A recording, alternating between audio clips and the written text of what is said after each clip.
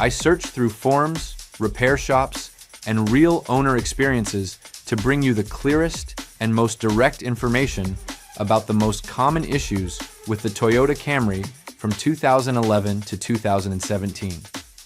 If you own one or are thinking of buying one, this will save you a lot of headaches. One of the most common issues with these Camrys is excessive oil consumption, especially in the 2.5-liter four-cylinder engine models.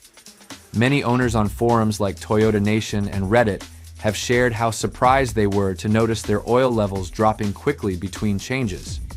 One user said, "Every 1,000 miles I have to add at least half a quart, and there are no visible leaks." This problem, which tends to show up in vehicles with more than 60,000 miles, has been linked to the design of the piston rings, which allow oil to pass into the combustion chamber.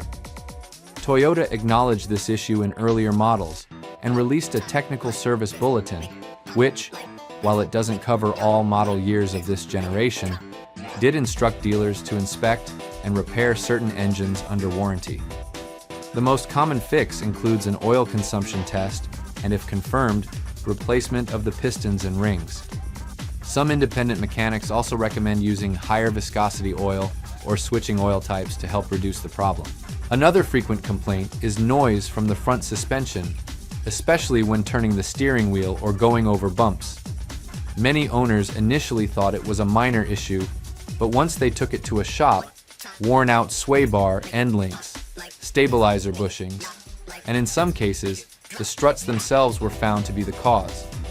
A mechanic in a specialized forum said, "The bushings on a 2012 Camry feel like butter after 50,000 kilometers. They crack or loosen up, and then the knocking concert begins." Toyota never issued a recall for this, but it's a wear and tear issue that shows up over time. Solutions typically include replacing the bushings, end links, or even the entire suspension assembly if the wear is more severe.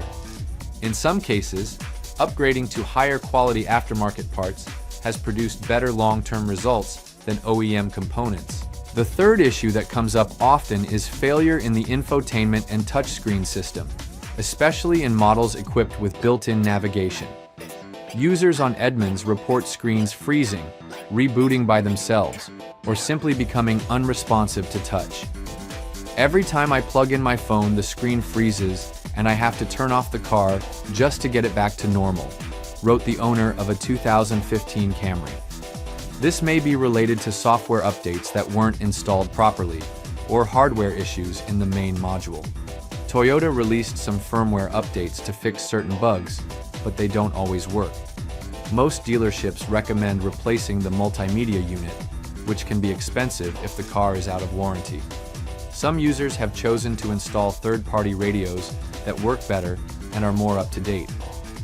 One audio technician commented, "They're cheaper and don't give you the same headaches as the original unit."